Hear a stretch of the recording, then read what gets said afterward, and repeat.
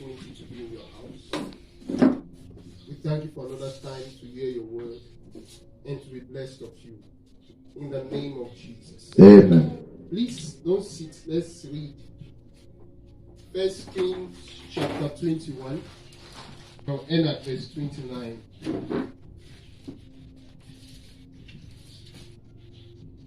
And it came to pass, when Jezebel heard that Naboth was stoned and was dead, that Jezebel said to Ahab, Arise, take possession of the vineyard of Naboth, the Jezreelite, which he refused to give thee for money. For Naboth is not alive, but dead. And it came to pass, when Ahab heard that Naboth was dead, that Ahab rose up to go down to the vineyard of Naboth the Jezreelite, to take possession.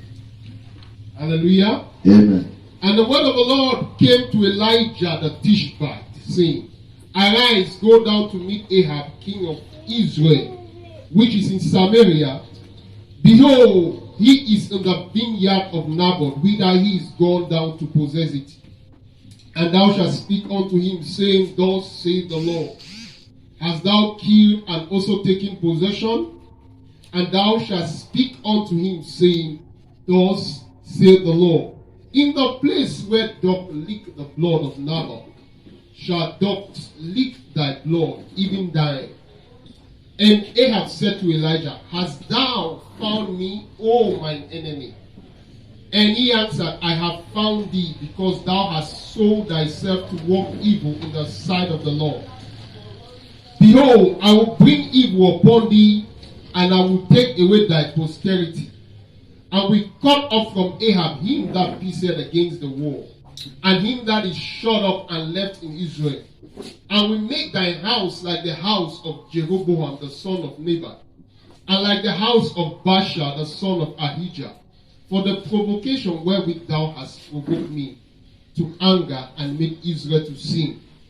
And of Jezebel also spake the Lord, saying, The dog shall eat Jezebel by the wall of Jezreel. Him that died of Ahab in the city, the dog shall eat, and him that died in the field shall the fowls of the air eat. But there was none like unto Ahab, which did sell himself to work wickedness in the sight of the Lord, whom Jezebel his wife stirred up. And he did even abominable. He did very abominably in following idols, according to all things as did the Amorites, whom the Lord cast out before the children of Israel. And it came to pass, when Ahab heard about the word, that he rent his clothes, and put sackcloth upon his flesh, and fasted, and lay in sackcloth, and went softly. And the word of the Lord came to Elijah the Tishbite, saying, Seest thou how Ahab humbled himself before me? Because he humbled himself before me, I will not bring the evil in his days, but in his son's days will I bring the evil upon his house. Hallelujah. Amen. In Jesus' name. Amen. Please, you may be seated. This is outpouring of the Spirit Church. We are all welcome to church in Jesus' name. Amen. This is the house of God. We are free to come in at every time. It is your Father's house. Amen. Amen. Okay. We have heard the word of the Lord. And what I have to share with you today, it's actually a very sensitive topic in the body of Christ. It's talking about the fulfillment, the time of fulfillment of prophecy. Hallelujah. Amen. If you have a pen, write, because I also believe God will give me few revelations that I don't know before, that I didn't know before now. Amen. Amen. Amen. Amen. Thank you, Father. Okay, this actually, it came out of necessity. You know, the Bible makes us to understand revelations come out of necessity. When you put demand, when you ask God for something, and when there's an issue, that's when God brings revelation. And this came because I had, by God's grace, I had been learning how to prophesy. And so when I will speak a word, and I noticed that every time I prophesy and give a time, many times the time doesn't get to the time. The thing actually happens, but many times it does not happen at the same time I say it. And a particular thing, I've met a friend. I was on a particular retreat, and I came with a prophetic word for her, and I said, in 7 kind of, in fact, actually spell the date that this day, this and this will happen to you. Something she has been praying for, something she has been expecting. And when I met her a few weeks after, she said to me, what you said will happen actually has happened. She said, but your prophecy came 2 days after. Hallelujah. Amen. It actually happened, but it happened 2 days after. Say, I know the Lord spoke to you because the way it happened, I knew it was the Lord that spoke to you. But it happened 2 days after. So I went to the Lord and asked him, what did I miss it? Because I saw it in a vision that it will happen on this day. And why did it not happen on that day? It happened 2 days after. Hallelujah. Amen. So that is when the Lord began to show me things about prophecy. He began to show me what prophecy really is. Now, the prophecy we are talking today is a prophecy by mouth of a servant of God, and also the prophecy of Scripture. Because 1 Peter 1:21, Peter says, and we have the surest word of prophecy. This is the Bible. Now, when you see in the Bible, the Lord says He's going to do this for you, you have the right to claim it. Hallelujah. Amen. The word of God is God speaking to men. So you can put your name there. That God says He's going to bless me. He says, if I do this, He will bless me, and you do it, and you expect His blessings. Hallelujah. Amen. But why was the prophecy missing the time? Psalms 115 verse 16, it says the heavens, even the heavens of heavens, is the Lord, but the earth He has given to the children of men. Now, this is what it means. It says that God has given the heavens. God has authority over the heavens. He is the administrator of the heavens. But the earth He has given to the children of men to manage. That's why there is nothing that God will do on the earth without a man. Even for God Himself to save men, He had to come as a man. Because the earth He has given to the children of men. Nothing happens on the earth without a man. Even when the devil will bring his antichrist, he will have to use a man. Do you wonder why demons usually walk during the night and not during the day? Because during the day, even a little child has the right to tell the demon, go back to hell. Now, many people don't understand it, and they think that for you to actually rebuke a demon like that, you must be spiritually or very high rank. No. On the earth, the demons don't have the right on the earth. God gave Adam the right of the earth, a man. Yes. And for the devil to actually operate, he has to operate through a man. So for a demon to physically walk the earth, he has to possess a man. Are you there? So if the demon is not possessing a man, he cannot walk on the earth. The devil only had the right to enter the earth when he deceived Adam and literally possessed him. Are you there? Oh, yes. So the prophetic timing is dependent on man, not God. Now, prophetic timing is dependent on man. Notice something about God. The Bible says 1,000 years to God is like a day, and a day is like 1,000 years. Now, when God wants to, He explained to me that when He gives a time prophetically, He's actually looking at what is going to happen. He says, if men will do this and men will do that, it will happen at this time.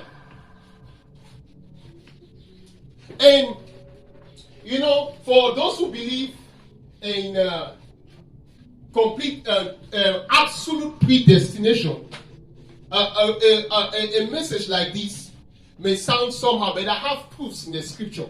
Hallelujah. Amen. I have proofs in the scripture that will be seen. So the thing is, if God says he will do this to you, the story we read, what was Ahab? Ahab was the worst king of Israel. And God said to Ahab, I am going to kill your posterity. Every son of yours. God actually said, I'm going to kill all your sons. You will not have any descendant on the earth because of what you have done. He was the worst king of Israel.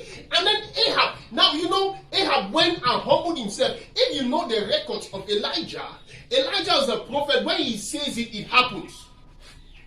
But this particular prophecy, when Ahab humbled himself, God said, because you have humbled yourself, the prophecy will delay. Hallelujah. Yeah. Who delayed the prophecy? Ahab. Because he took a particular position, he delayed the prophecy. There's a particular position when you take, you will delay your prophecy. There's another one when you take, you will fast forward your prophecy. They will tell, if they tell you that, see, the Bible says the works of God were finished from the foundations of the earth. It means that anything that God will ever do for you, he has already done it. I remember when God was making a covenant with me on the 10th of October 2016, and he told me, this is what you are going to do for me. He gave me 6 things that he said that he's going to do for me. And then at the end, I asked him that, okay, then what will you do for me? What will you do for me? He said to me, my own part is finished. So it's now left on me to do the one he has asked me to do, and then I will see all the blessings he has ever promised. Hallelujah. Amen. So you must notice something about prophecy. It is not totally, completely dependent on God. When God says a thing, he is God. It will not automatically happen if nobody moves. Hallelujah. Amen. Let's look at something before we are still introducing. Let's look at 1 Timothy chapter 1 verse 18. 1 Timothy chapter 1 verse 18.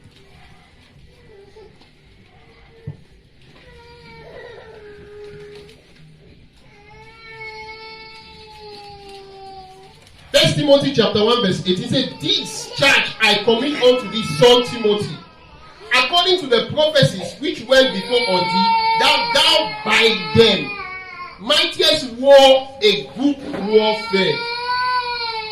Hallelujah. Are you there? Oh yes. Paul is saying to Timothy that the prophecies that were given to you, you should by them war a good warfare. Now notice something. Prophecies are not trophies. It's not something you say, they have prophesied to me that this will happen, and then you go and write it on your shelf and you start dancing around it. No, prophecies are not trophies. Prophecies are actually warheads. What is a warhead? When you have a missile, you have a big thing, a missile. The most dangerous thing about the missile is a small, it could be a nuclear warhead. It's on top of the missile, it could be small like that. But the big missile if a big missile hits a building without a warhead, it can destroy the building.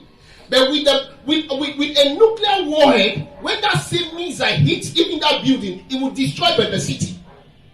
Are you there? So prophecies are like warheads. Because the word of God in the heavenlies has a lot of stamina. When you say God said, all the devils begin to listen. Because the Bible says angels hearken to the word of the Lord to perform it. So when you begin to speak the word of the Lord, you are praying with it, the angels come to do what God said he will do. But if you keep it on the shelf, it does nothing. Nothing happens. When you are quiet with the word of the Lord, it becomes quiet. Then nothing will happen.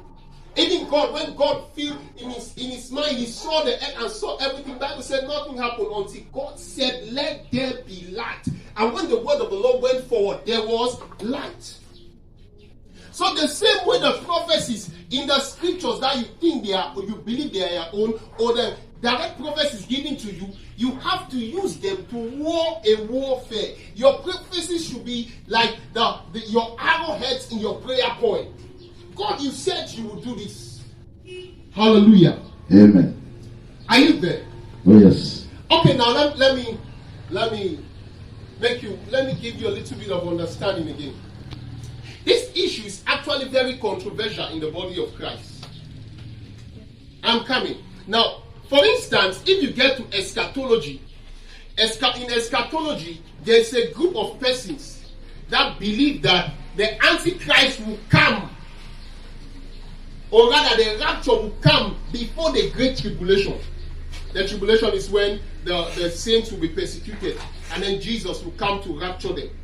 So the people believe that Jesus will come. What is the Great Tribulation? The Great Tribulation will be when the Antichrist will be on the earth. What is the rapture? The rapture will be when Jesus will come to take his saints. Hallelujah. Amen. So there are theologians who believe that Jesus will come to take his saints before the Great Tribulation. Some believe that Jesus will come in the midst of the Great Tribulation. And the Great Tribulation is supposed to be 7 years. That Jesus will come after 3.5 years. And some believe that Jesus will come after the Great Tribulation. And the shocking thing is that all of them, you can see it in the Bible. So they can all justify it from the scriptures. So does it mean that the scripture is actually contradicting itself? No, the scripture is not contradicting itself. This is because what will happen? What are the criteria for the Antichrist to come? It has to be fulfilled by men. The criteria for Jesus to come, it has to be fulfilled by men. Now, do you know why some wicked occultists, they are sponsoring everywhere that there should be homosexuality in this country, there should be lesbianism here, there should be this, there should be that, all kinds of negative things. It is because they want to make the place comfortable for the Antichrist to stay. Yes. The Bible says when the devil comes, the devil came and he find nothing of his in me, then he has departed. When the devil comes upon the earth, if the earth does not resemble what he wants, he will not stay. Are you there? Yes. So they have to dirty the earth. They have to make the earth look horrible. Now, if you know who the Antichrist is, the Bible calls him the man of sin. You know how sinful this world looks like now. To the Antichrist, this place is looking too holy. So he has to dirty enough for them to come. So the apostles of the Antichrist are the ones doing these things so that their master can come. And I assure you, if their master comes before Jesus comes, Christians will have a very hard time. Because it will be the war has to be master versus master. If you look at the book of Daniel, book of Daniel chapter 7, it says he made war with the saints and prevailed. When the Antichrist will fight the saints, he will win them. Amen. Until the ancient of days will come, the master himself. When he steps in, then the Antichrist will be finished. Are you there? So, yes. For the master to come, Christians have to pray him on the earth. That's one thing many people don't understand. You know, many people think that Jesus will just come the day he will come. No. The first time Jesus came, the Bible says there was a woman who was called Anna. She got married after 7 years. Her husband died, and she remained a widow, and was fasting and praying every day for the return of the Messiah. Luke chapter 1, you see the story there. And then there was another intercessor, Simeon, who was ripe old age. The Lord has said, you will not die until you see the Messiah. He was one of those interceding for the coming of the Messiah. So intercession, the intercession was heavy for the Messiah to come the first time. And the Bible said before he comes again, the spirit of Elijah must first come. And the spirit of Elijah is the spirit of prayer. So until Christians begin to pray for Jesus to come, the Antichrist will come before him. And Christians will know that they made the mistake. Are you getting me? Yes. Now, when we say Jesus is coming, shockingly, you see, the carnal mind Christian, many times I've heard somebody say Jesus is coming, somebody say, how can Jesus come when Jesus will wait first, let me marry first. Now, it is stupidity.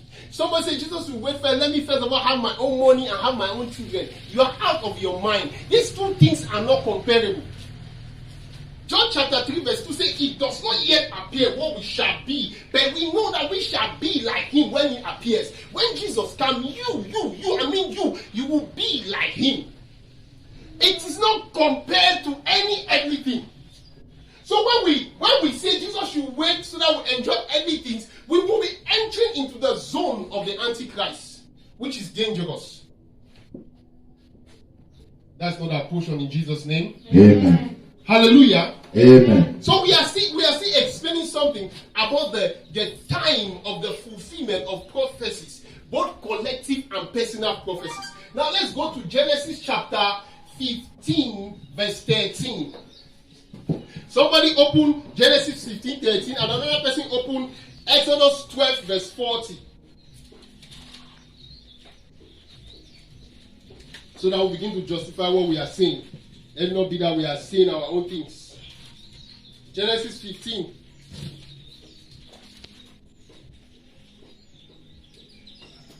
Somebody go to Exodus 12:40. Are you there?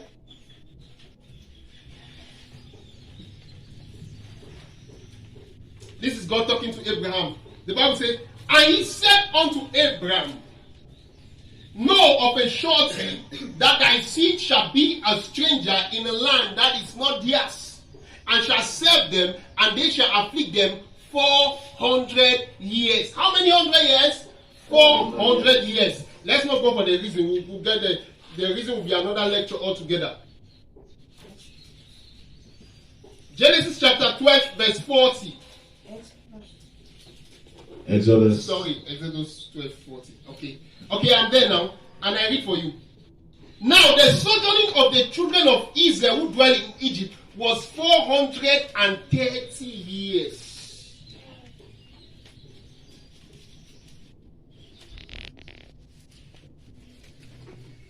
Hallelujah.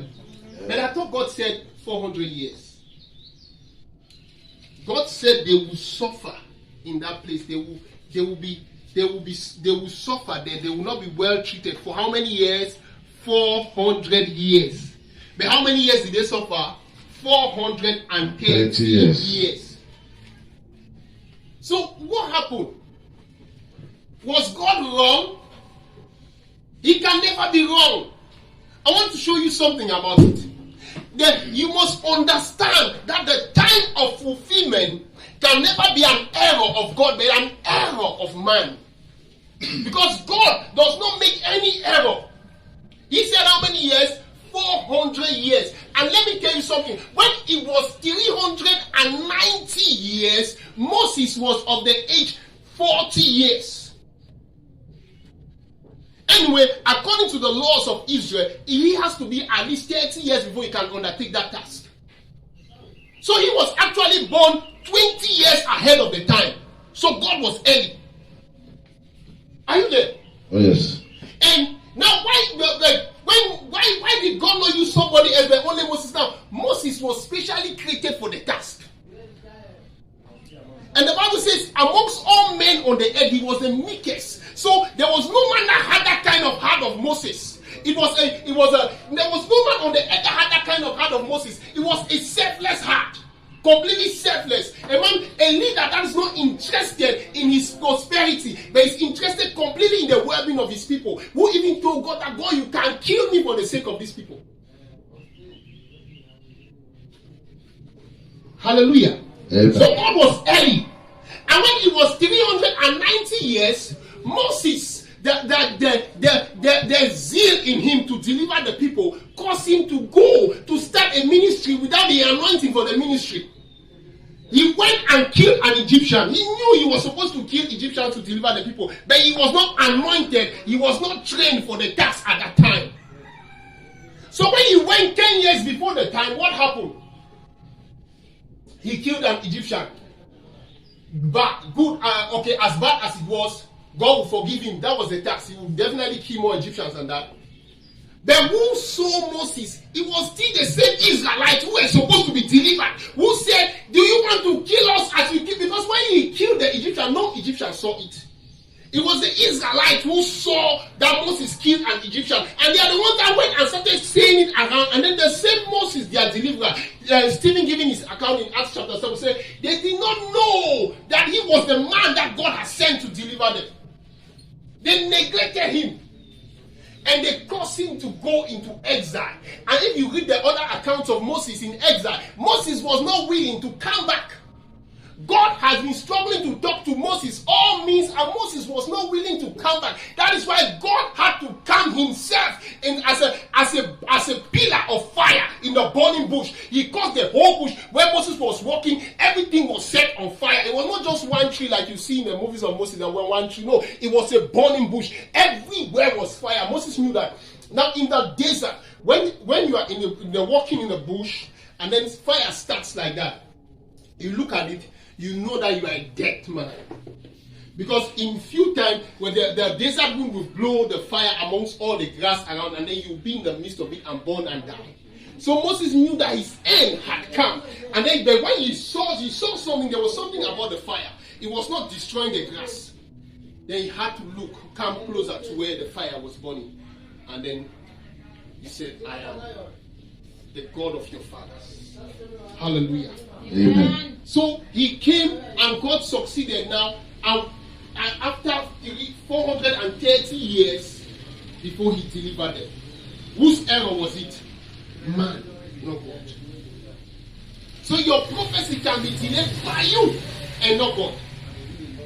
Okay, that's only one account. Then if you look at you go to the book of Jeremiah and you read the account of Daniel chapter 9. When Daniel said from verse 2, he said, in the first year of Ahasuerus, I began to understand by books that the prophet Jeremiah said the time of captivity was meant for 70 years. When God said the children of Israel would go into captivity for 70 years, in the days of Daniel, it had been more than 70 years, and the children of Israel were still suffering in captivity. And Daniel went now to the Lord, and the Bible says the very first day, the very word, first day that Daniel started praying, God sent an answer, because it was the mind of God. It was God that wanted it to be done. God knew that they were behind time. It was his mind that the captivity would be in 70 years. He would have been okay with the punishment. So he answered the same day. But the Bible says something happened in the second heavens. The principalities of the second heavens, they held an angel, an archangel. They held an archangel that you will not deliver this word to Daniel. And Daniel kept on praying. Many Christians have left the prayer place when their miracle is still in the second heavens. If you look at, many times the issue about people who don't understand God, and God does his things the way he does them, and God cannot change for you. Hallelujah. Amen. Ephesians chapter 1 verse 3 says what? God, he has given us all everything that pertains to life and godliness. He has given us all spiritual blessings in the heavens. First Peter that says life and godliness. He has given us all spiritual blessings in the heavenlies, in the heavenly places. That is where God keeps your blessings. And if you read Ephesians 3:8, it says that the principalities are in the heavenlies. So God takes your blessing and keeps them where principalities are. Is he against you? No. He knows what he has placed in a Christian. He had designed that it was the Christians that are supposed to get the best of the best things. So the Christians are the ones that should walk into the heavenly with prayer and seize the things. Are you getting me? Yes, sir. Now, you must understand something about this. When I said Elijah was one of the men that his prophecies came the same day. He said, if I be a man of God, let fire come down. In few seconds, fire left heaven and came. Are you there? In few seconds, fire left heaven and came. Now, fire will leave the third heavens. It will pass through the second heavens, pass through the first heavens, and then drop on the earth. Are you getting me? That's what fire does. Hallelujah. Amen. Hallelujah. That's the trend in which things come. And God had made it so. God had made it so. And in the second heavens, the angels that were cast down from heaven, that's where they stay. So when your package is coming from the heavens, according to the prophecy, it will have to go through the second heavens. And the demons in the second heavens, they will check it. But if you make yourself a woman of fire and a man of fire, so born in that, the demons, they when your package is coming, they will not open. For example, if Elijah's package is coming, the Bible says he was a man of prayer. If Elijah's package is coming, the demons in the second heaven will look at it. Whose name is that? Elijah. Just leave it. You don't know, it might be fire that is inside. Are you getting me? You don't know what is inside. It might be fire, it might be an explosive. So just allow that guy to pass. That's why the people who spend time in prayer, their prophetic words came on time. But they told you that you will be this many years ago and you are waiting God to do it. It doesn't happen like that. You have to force it. Are you there? Yes, sir. Hallelujah. Amen. The Bible says God has given man free will. So he has given you free will. He says, I place before you life and death. That's Deuteronomy 30:19. Choose life so that you may live. Now I am giving you your prophecy. Choose it. If you want it, take it. This is it in the second heavens. God has made you stronger than all demons. We're going to explain that some other day. Yeah. God has made you stronger than all demons, all of them. The smallest Christian, according to the rank of spirituality, is higher than the greatest demon. That is the truth. But when you don't know it, they say it's because you don't know it, you suffer like men. My people, they perish for lack of knowledge. And if you don't know it, you'll be looking for somebody to cast out your demon. When demons are afraid of you. I'm going to explain that another day. Hallelujah. Amen. So, you see the story of Abraham, how his prophecy was delayed. We see the story of Daniel, how the prophecy of the children of Israel was delayed. And there's another, when we look at the life of Jesus, we have a different story. I just explained to you that he had intercessors. God had recruited intercessors. So Jesus came on time. If you look at the Hebrew account of Jesus walking into Jerusalem, the Bible says it was the same day. Jesus did not come one day early in his ministry to Jerusalem. He says it was the same day that Jesus was, that the prophet had said he would come to Jerusalem. He came that same day. He was not one day late. He was not 1 hour late. We see that even in his story when he came to Jerusalem, you see Matthew chapter 21 is all there. He came and he stood outside the city for a time. Why was he outside the city? He was waiting for the exact time. He did not want to go 1 minute early. He came to Jerusalem that same day. So it is one of the prophecies in the scriptures that was fulfilled. It was God in a human being at work. God in the flesh doing his work, and the Bible says he is never late. If you read Hebrews chapter 10 verse 20, he's never late. He's always on time. He's always on time. So whenever anything is delayed, the error is a man. It can never be God. God is always on time. Hallelujah. Amen. So if we look at these controversies, we look at these things, you think that there's a controversy in the scripture. No, it is a lack of understanding. And also, there's one thing, this also had been bothering me too before this revelation came. When Jehovah's Witness,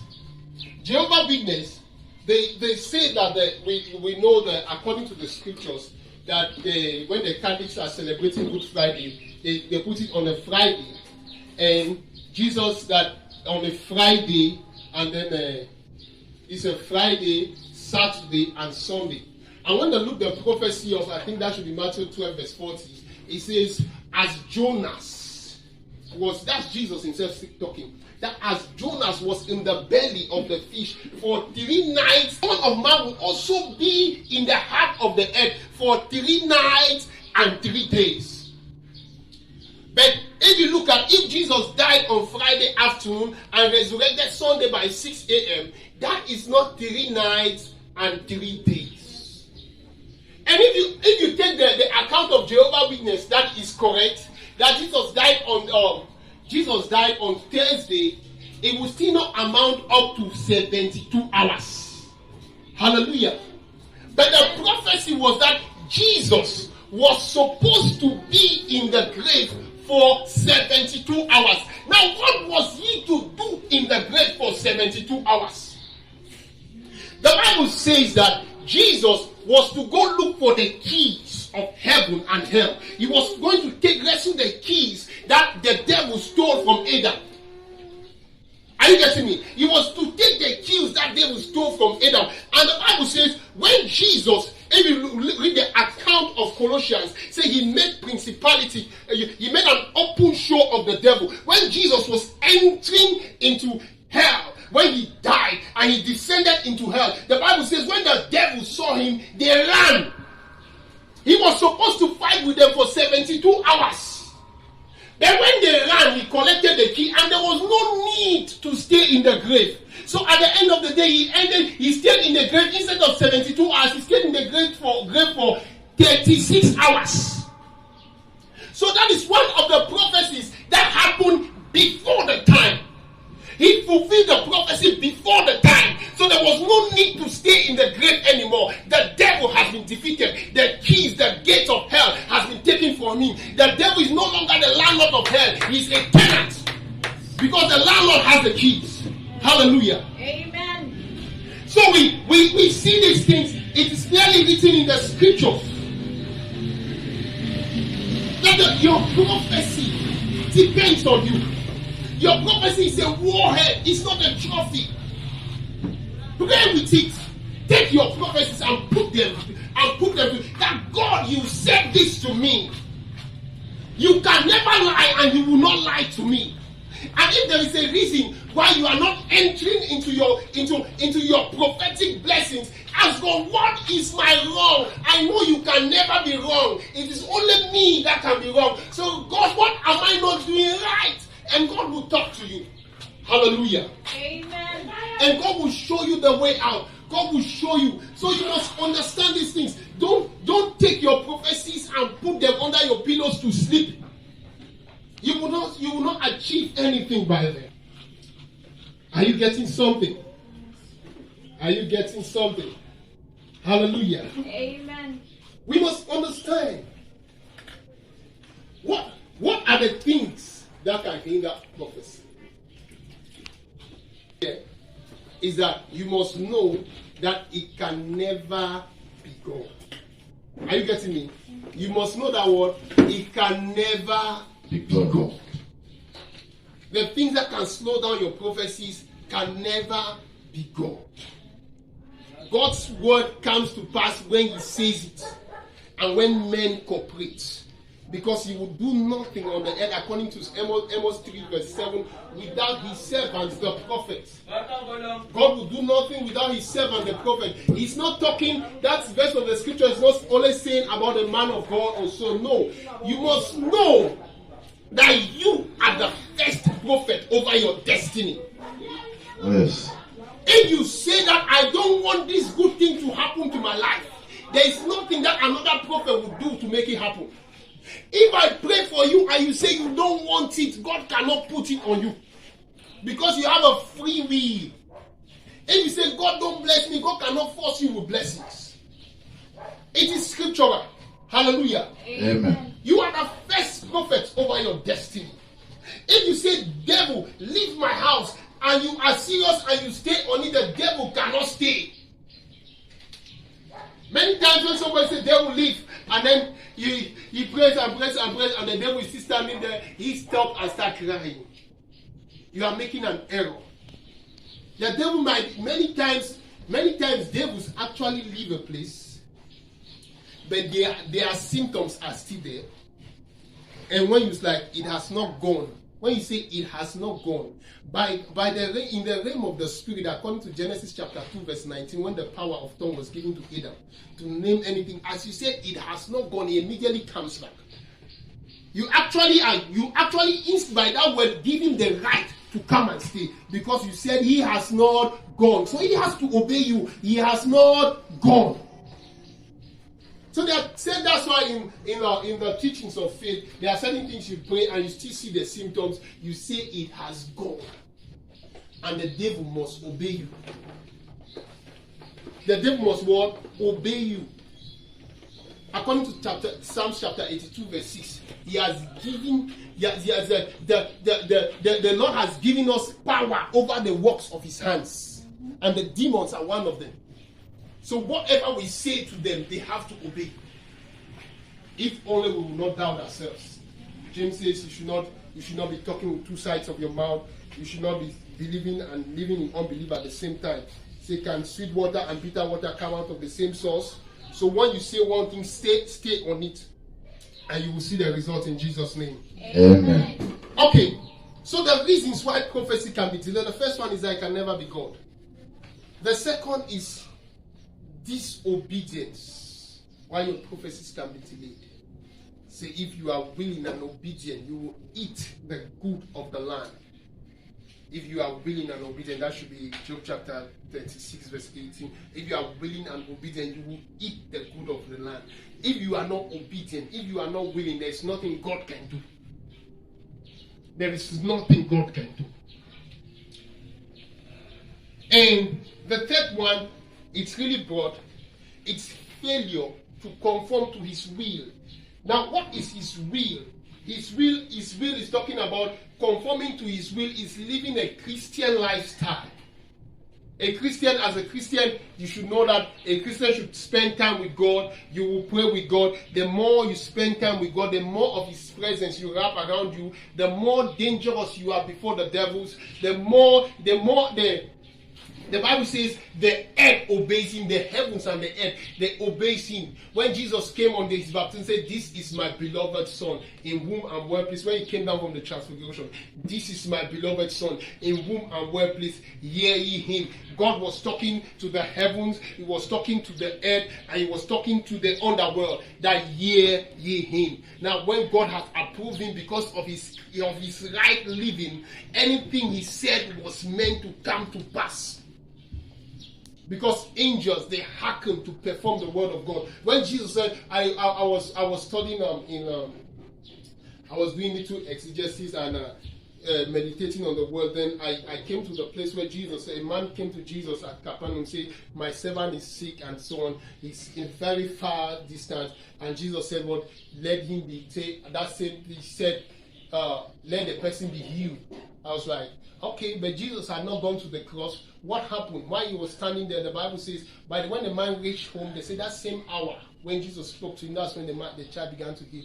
The Holy Spirit said to me that when Jesus spoke like that, that was the word of the Lord. So angels went to that house and healed the person. Hallelujah. Amen. Hallelujah. Amen. So the same way when you speak the word of God over your life, it has the same force as though it was God that spoke it. When you speak it in faith, whatever it has to do, angels will move there and do it. Angels will move there and do the right connections. Angels have the ability to get into the realms of men and even write and even do things. Hallelujah. Amen. Why they have that ability? Because God created them to serve men.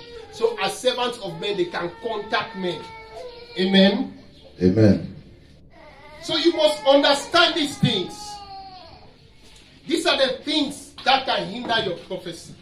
When you don't live the Christian lifestyle, when you don't fast and pray over your prophecies, when you don't study the word of God, let it come over you and let it dominate you. Now, when you study the word of God, it actually removes doubt from you. You see when God answered David, you know that God will also answer you. You see when God answered Samson every time he was praying, you know that God will also answer you. You see God answered Hannah. You see God answered this person. What you are actually doing, you are reading their accounts. You are having their testimonies so that your faith will be grown. Your faith will begin to build up. And then when God says he will do this for you, you will not doubt. Because there are many things that God has said to me before, I will do it. And when he said, like, are you serious? Why? It was big because the dimension of the word in me at the time was low. Are you getting me? So as I began to study the word the more, I began having, I have freedom to believe in more. And there are certain things I say I believe God will do. And some people look at me, they think that I'm not normal, I'm not reasoning about the existence of God. I'm convinced about the existence of angels. I have encountered them in reality. I have felt their touch in reality. So I know, he said he touched me and my life became a new one. Are you getting me? When you feel the touch of God, there was a day I remember, I always like giving this account. I was praying somewhere in the bush far off around Ombe, and I was up here and then praying, and at 1 a.m. in the night I fell asleep. It was the wrong place to sleep at that time, and then I felt somebody touching me. Wake up. And then when I woke up, I was still alone, and then I was like, what was that? It was the angels. There's an angel. God says every believer has an angel that walks with them. But when you cooperate with your angel, anything can happen for you. They are there to protect you. As you cooperate, they will do the will of God for your life. But when you are not cooperating, there is nothing that they can do. There's just nothing that they can do. And you will be the cause. Now, listen to this. The Bible says we shall judge angels. So angels will always want to do what you say, because you will be a part of those in the judgment seat to judge them. You will ask your angel, when I was suffering like this, why did you not do this? You will have to bring an account how you were the cause. If you cannot bring an account when you were the cause, it means that he has to be punished. Hallelujah. Amen. Hallelujah. Amen. We will judge angels. That's what the scripture says.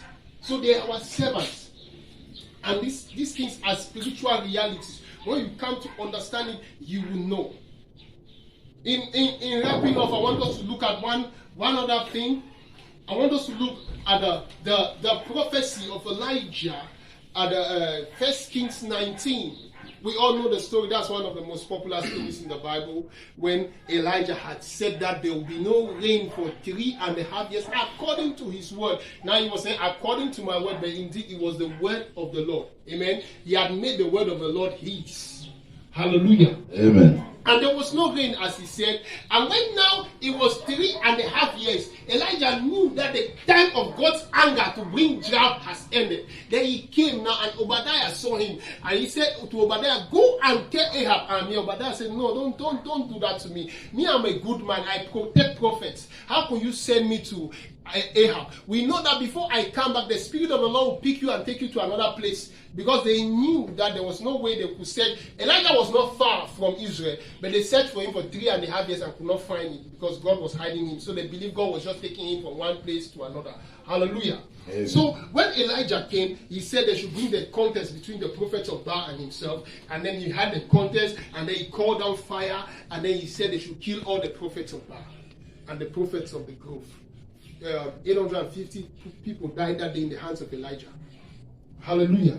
Amen. And Elijah said to Ahab, now you go, take your chariot and run and go to Jezreel. Hallelujah. Take your chariot and run and go to where? Jezreel. Because rain is coming. He said what? Because rain is coming. And when Elijah prophesied that rain was coming, if you read that account, you will love it. 1 Kings 19, just go home, you read it. When Elijah said rain was coming, he did not go to sleep. He told Ahab, enter your chariot and go, because rain is coming. But Elijah, instead climbed up the mountain. He climbed up Mount Carmel. He went higher to the mountain. And then he sat, the Bible says he sat down, and then he put his head between his knees. That's a dangerous intercessory position to take. He put his head between his knees, and then he was praying all dimensions of prayer to bring rain.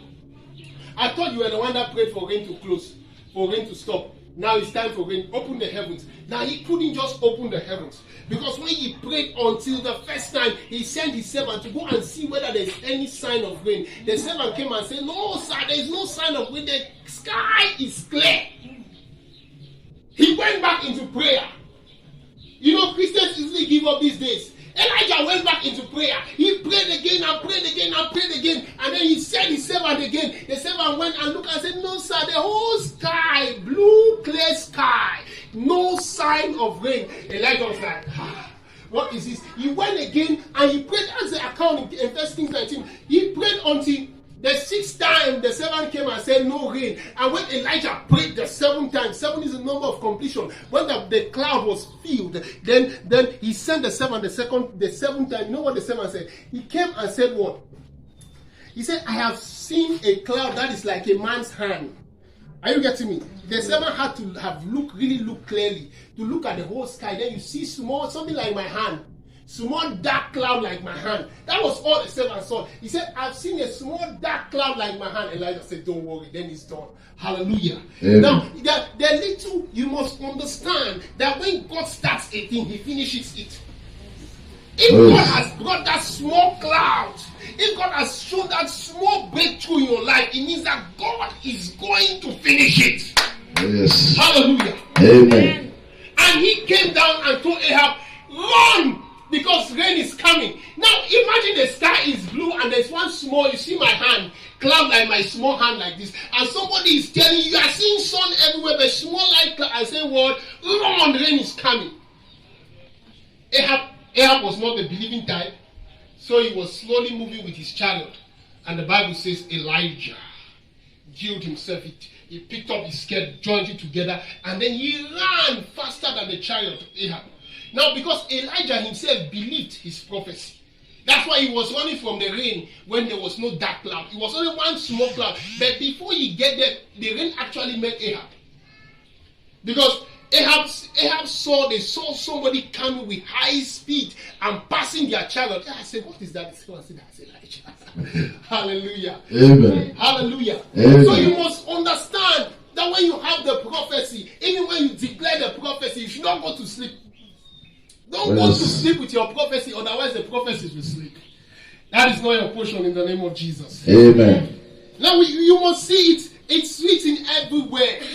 Jesus, the Bible says Jesus died. He came to die. He came to save the world. But on the night when he was betrayed, on the night when he was to die, on the night when he was to save the whole world, that was the prophecy that was given by all the prophets, that a Messiah is coming. Even from the days of Adam, according to Genesis chapter 3 verse 21, that's the first time the prophecy was given by types and shadows, that Jesus is coming. But that night when Jesus was supposed to die, he knew it was not easy. And then he went to pray.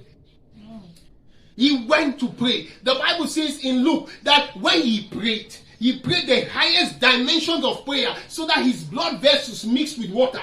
So now he was not only sweating the normal sweat. When Jesus cleaned his face, he was actually sweating blood. And you study the chemistry of it, there's a fusion of the blood and the fluids in your system, and it can only happen when your spirit, your soul, and your body become so unique, so one. Then I will study intercession about that intercession. I'll try to explain a little more about that. So you see, he actually brought the enemy down through that intercession. The Bible says he came and saw Peter and James and John sleeping. He said, can you not pray with me 1 hour? Now it's telling you that the prayer was heavy, so that even Jesus needed a partner to pray with him. And then he left and they fell asleep again because the cloud was charged. The demonic cloud was heavy. With that kind of heavy demonic cloud, you can't pray. So Peter, James, and John fell asleep, but Jesus went back to prayer. Of course, he was the master. Then he prayed again another 1 hour and came. I still looked at them, they were still sleeping. He said, can you not watch with me? He repeated the same thing. And then he went now the 3rd time, because he was the master and he knew how to pray. Hallelujah. Amen. He prayed and sweated blood. Nobody in history has ever prayed and sweated blood. If you read the accounts of prayer in the Bible, the accounts of intercession, one of the greatest intercessors for me is Jacob. It has said, if you read his account in Genesis chapter 32, how he interceded. And all these things, you see, but nobody reached the dimension which Jesus reached, where his body, his soul, and everything was in the prayer. And when he came back after sweating blood, what did he tell them? He said, now you can sleep. Hallelujah. Amen. That men can sleep because I have finished it. Hallelujah. Amen. He will finish it for you in Jesus' name. Amen. Your prophecies will materialize faster than you know it in the name of Jesus. Amen. Hallelujah.